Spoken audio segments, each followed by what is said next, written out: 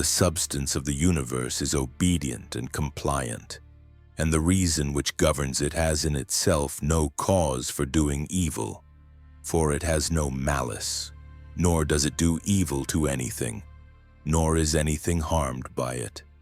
But all things are made and perfected according to this reason. Let it make no difference to thee whether thou art cold or warm, if thou art doing thy duty, and whether thou art drowsy or satisfied with sleep, and whether ill spoken of or praised, and whether dying or doing something else. For it is one of the acts of life, this act by which we die. It is sufficient then in this act also to do well what we have in hand. Look within. Let neither the peculiar quality of anything nor its value escape thee. All existing things soon change, and they will either be reduced to vapor, if indeed all substance is one, or they will be dispersed. The reason which governs knows what its own disposition is, and what it does, and on what material it works. The best way of avenging thyself is not to become like the wrongdoer. Take pleasure in one thing and rest in it, in passing from one social act to another social act, thinking of God. The ruling principle is that which rouses and turns itself, and while it makes itself such as it is and such as it wills to be, it also makes everything which happens appear to itself to be such as it wills. In conformity to the nature of the universe, every single thing is accomplished, for certainly it is not in conformity to any other nature that each thing is accomplished, either a nature which externally comprehends this, or a nature which is comprehended within this nature, or a nature external and independent of this. The universe is either a confusion and a mutual involution of things and a dispersion, or it is unity and order and providence. If then it is the former, why do I desire to tarry in a fortuitous combination of things in such a disorder? And why do I care about anything else than how I shall at last become earth? And why am I disturbed, for the dispersion of my elements will happen whatever I do? But if the other supposition is true, I venerate, and I am firm, and I trust in him who governs. When thou hast been compelled by circumstances to be disturbed in a manner, quickly return to thyself and do not continue out of tune longer than the compulsion lasts. For thou wilt have more mastery over the harmony by continually recurring to it. If thou hadst a stepmother and a mother at the same time, thou wouldst be dutiful to thy stepmother, but still thou wouldst constantly return to thy mother. Let the court and philosophy now be to thee stepmother and mother. Return to philosophy frequently and repose in her, through whom what thou meetest with in the court appears to thee tolerable, and thou appearest tolerable in the court. When we have meat before us and such eatables, we receive the impression that this is the dead body of a fish, and this is the dead body of a bird or of a pig. And again, that this Falernian is only a little grape juice, and this purple robe some sheep's wool dyed with the blood of a shellfish. Such then are these impressions, and they reach the things themselves and penetrate them, and so we see what kind of things they are. Just in the same way ought we to act all through life, and where there are things which appear most worthy of our approbation, we ought to lay them bare and look at their worthlessness and strip them of all the words by which they are exalted. For outward show is a wonderful perverter of the reason, and when thou art most sure that thou art employed about things worth thy pains, it is then that it cheats thee most. Consider then what Crates says of Xenocrates himself. Most of the things which the multitude admire are referred to objects of the most general kind, those which are held together by cohesion or natural organization. such as stones, wood, fig trees, vines, olives. But those which are admired by men who are a little more reasonable are referred to the things which are held together by a living principle, as flocks, herds. Those which are admired by men who are still more instructed are the things which are held together by a rational soul. Not, however, a universal soul, but rational so far as it is a soul skilled in some art or expert in some other way, or simply rational so far as it possesses a number of slaves. But he who values rational soul, a soul universal and fitted for political life, regards nothing else except this. And above all things he keeps his soul in a condition and in an activity conformable to reason and social life, and he cooperates to this end with those who are of the same kind as himself. Some things are hurrying into existence, and others are hurrying out of it, and of that which is coming into existence part is already extinguished. Motions and changes are continually renewing the world, just as the uninterrupted course of time is always renewing the infinite duration of ages. In this flowing stream, then, on which there is no abiding, what is there of the things which hurry by on which a man would set a high price? It would be just as if a man should fall in love with one of the sparrows which fly by, but it is already passed out of sight. Something of this kind is the very life of every man, like the exhalation of the blood and the respiration of the air. For such as it is to have once drawn in the air and to have given it back, which we do every moment, just the same is it with the whole respiratory power which thou didst receive at thy birth yesterday and the day before, to give it back to the element from which thou didst first draw it.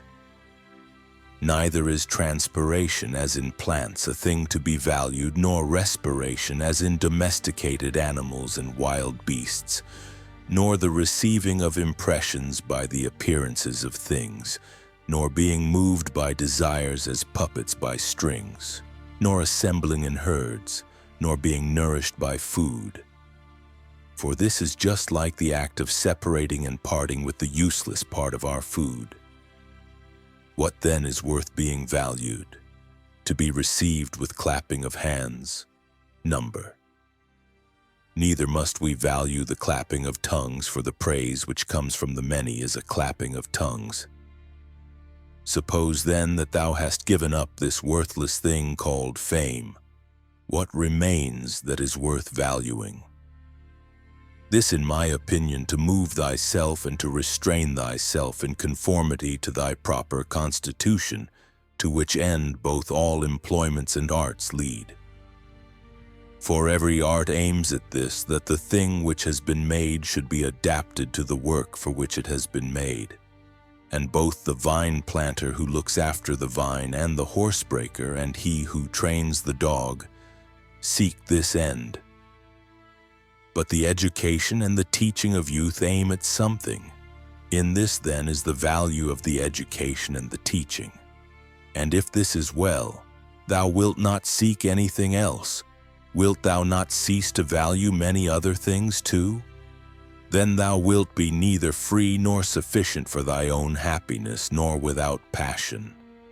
For of necessity thou must be envious, jealous, and suspicious of those who can take away those things and plot against those who have that which is valued by thee. Of necessity a man must be altogether in a state of perturbation who wants any of these things, and besides he must often find fault with the gods.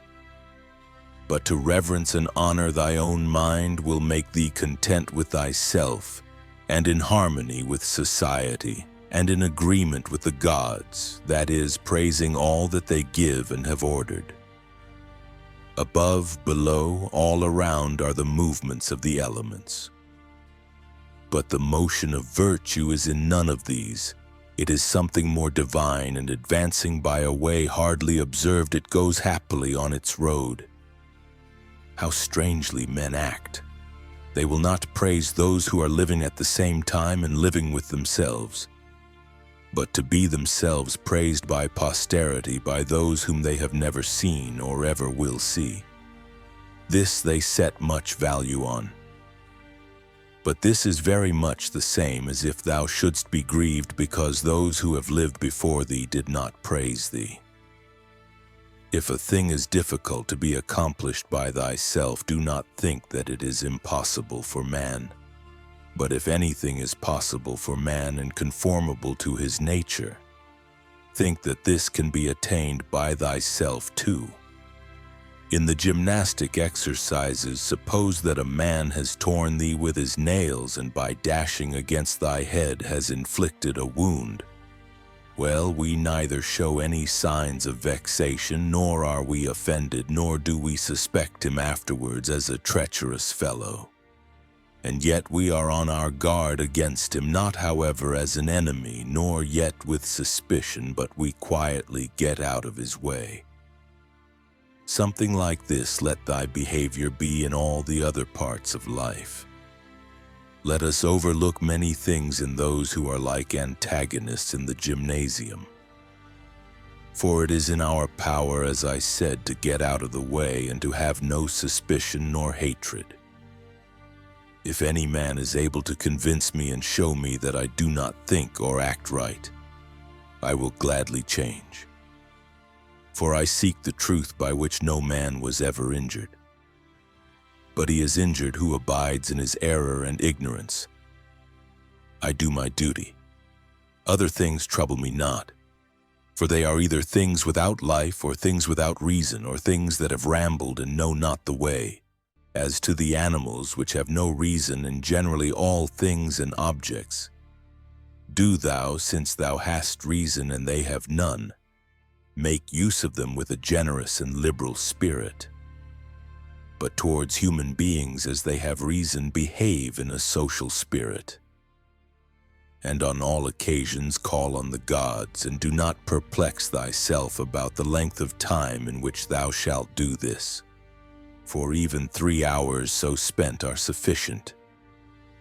Alexander the Macedonian and his groom by death were brought to the same state, for either they were received among the same seminal principles of the universe, or they were alike dispersed among the atoms. Consider how many things in the same indivisible time take place in each of us, things which concern the body and things which concern the soul. And so thou wilt not wonder if many more things, or rather all things which come into existence in that which is the one and all, which we call cosmos, exist in it at the same time. If any man should propose to thee the question how the name Antoninus is written, wouldst thou with a straining of the voice utter each letter? What then if they grow angry, wilt thou be angry too? Wilt thou not go on with composure and number every letter? Just so then in this life also remember that every duty is made up of certain parts. These it is thy duty to observe, and without being disturbed or showing anger towards those who are angry with thee, to go on thy way and finish that which is set before thee. How cruel it is not to allow men to strive after the things which appear to them to be suitable to their nature and profitable. And yet in a manner thou dost not allow them to do this when thou art vexed because they do wrong. For they are certainly moved towards things because they suppose them to be suitable to their nature and profitable to them. But it is not so. Teach them then and show them without being angry. Death is a cessation of the impressions through the senses, and of the pulling of the strings which move the appetites, and of the discursive movements of the thoughts, and of the service to the flesh. It is a shame for the soul to be first to give way in this life, when thy body does not give way. Take care that thou art not made into a Caesar, that thou art not dyed with this dye, for such things happen. Keep thyself then simple, good, pure, serious, free from affectation, a friend of justice, a worshipper of the gods, kind, affectionate, strenuous in all proper acts.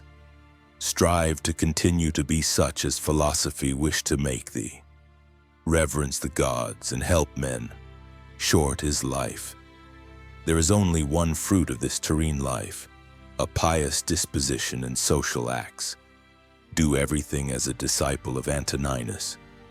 Remember his constancy in every act which was conformable to reason, and his evenness in all things, and his piety and the serenity of his countenance, and his sweetness, and his disregard of empty fame, and his efforts to understand things, and how he would never let anything pass without having first most carefully examined it and clearly understood it, and how he bore with those who blamed him unjustly without blaming them in return, how he did nothing in a hurry, and how he listened not to calumnies, and how exact an examiner of manners and actions he was, and not given to reproach people, nor timid, nor suspicious, nor a sophist, and with how little he was satisfied, such as lodging, bed, dress, food, servants, and how laborious and patient, and how he was able on account of his sparing diet to hold out to the evening, not even requiring to relieve himself by any evacuations except at the usual hour, and his firmness and uniformity in his friendships, and how he tolerated freedom of speech in those who opposed his opinions, and the pleasure that he had when any man showed him anything better, and how religious he was without superstition. Imitate all this, that thou mayest have as good a conscience when thy last hour comes as he had. Return to thy sober senses and call thyself back. And when thou hast roused thyself from sleep and hast perceived that they were only dreams which troubled thee, now in thy waking hours look at these, the things about thee, as thou didst look at those, the dreams. I consist of a little body and a soul. Now to this little body all things are indifferent, for it is not able to perceive differences. But to the understanding those things only are indifferent which are not the works of its own activity. But whatever things are the works of its own activity, all these are in its power. And of these, however, only those which are done with reference to the present, for as to the future and the past activities of the mind, even these are for the present indifferent. Neither the labor which the hand does, nor that of the foot is contrary to nature, so long as the foot does the foot's work and the hand the hand's. So then neither to a man as a man is his labor contrary to nature, so long as it does the things of a man. But if the labor is not contrary to his nature, neither is it an evil to him. How many pleasures have been enjoyed by robbers, patricides, tyrants? Dost thou not see how the handicraftsmen accommodate themselves up to a certain point to those who are not skilled in their craft? Nevertheless, they cling to the reason, the principles of their art, and do not endure to depart from it. Is it not strange if the architect and the physician shall have more respect to the reason, the principles of their own arts, than man to his own reason, which is common to him and the gods?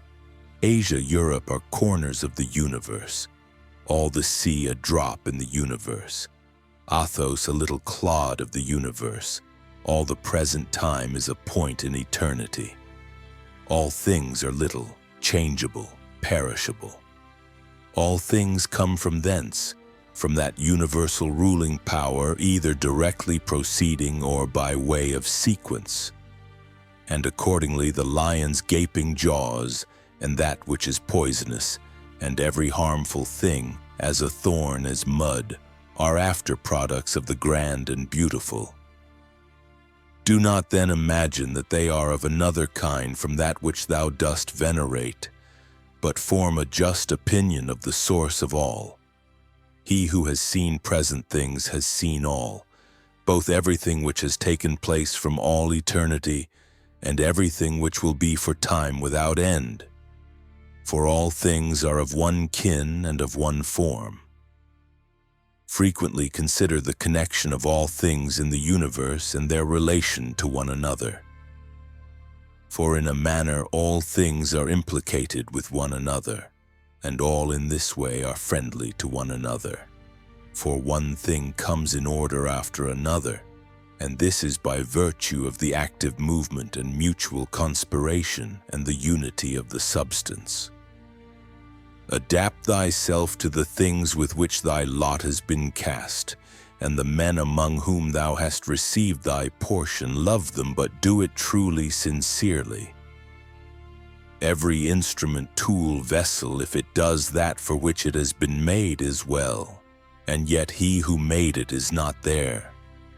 But in the things which are held together by nature there is within, and there abides in them the power which made them. Wherefore the more is it fit to reverence this power, and to think that if thou dost live and act according to its will, everything in thee is in conformity to intelligence. And thus also in the universe the things which belong to it are in conformity to intelligence. Whatever of the things which are not within thy power thou shalt suppose to be good for thee or evil, it must of necessity be that if such a bad thing befall thee, or the loss of such a good thing, thou wilt blame the gods and hate men too, those who are the cause of the misfortune or the loss, or those who are suspected of being likely to be the cause. And indeed we do much injustice because we make a difference between these things. But if we judge only those things which are in our power to be good or bad, there remains no reason either for finding fault with God or standing in a hostile attitude to man. We are all working together to one end, some with knowledge and design, and others without knowing what they do. As men also when they are asleep, of whom it is Heraclitus, I think, who says that they are laborers and cooperators in the things which take place in the universe. But men cooperate after different fashions, and even those cooperate abundantly who find fault with what happens, and those who try to oppose it and to hinder it, for the universe had need even of such men as these. It remains then for thee to understand among what kind of workmen thou placest thyself, for he who rules all things will certainly make a right use of thee, and he will receive thee among some part of the cooperators and of those whose labors conduce to one end. But be not thou such a part as the mean and ridiculous verse in the play which Chrysippus speaks of. Does the sun undertake to do the work of the rain, or Aesculapius the work of the fruit-bearer, the earth? And how is it with respect to each of the stars? Are they not different, and yet they work together to the same end? If the gods have determined about me and about the things which must happen to me, they have determined well, for it is not easy even to imagine a deity without forethought. And as to doing me harm, why should they have any desire towards that? For what advantage would result to them from this or to the whole, which is the special object of their providence? But if they have not determined about me individually, they have certainly determined about the whole at least, and the things which happen by way of sequence in this general arrangement I ought to accept with pleasure and to be content with them. But if they determine about nothing which it is wicked to believe, or if we do believe it, let us neither sacrifice nor pray nor swear by them, nor do anything else which we do as if the gods were present and lived with us. But if, however, the gods determine about none of the things which concern us, I am able to determine about myself, and I can inquire about that which is useful, and that is useful to every man which is conformable to his own constitution and nature. But my nature is rational and social, and my city and country, so far as I am Antoninus, is Rome. But so far as I am a man, it is the world. The things then which are useful to these cities are alone useful to me. Whatever happens to every man, this is for the interest of the universal. This might be sufficient. But further, thou wilt observe this also as a general truth, if thou dost observe that whatever is profitable to any man is profitable also to other men. But let the word profitable be taken here in the common sense as said of things of the middle kind, neither good nor bad. As it happens to thee in the amphitheater and such places that the continual sight of the same things and the uniformity make the spectacle wearisome, so it is in the whole of life. For all things above below are the same and from the same. How long then? Think continually that all kinds of men and of all kinds of pursuits and of all nations are dead, so that thy thoughts come down even to Philistion and Phoebus and Oreganian. Now turn thy thoughts to the other kinds of men. To that place then we must remove where there are so many great orators and so many noble philosophers, Heraclitus, Pythagoras, Socrates, so many heroes of former days and so many generals after them and tyrants. Besides these, Eudoxus, Hipparchus, Archimedes, and other men of acute natural talents, great minds, lovers of labor, versatile, confident, mockers even of the perishable and ephemeral life of man, as Menippus and such as are like him.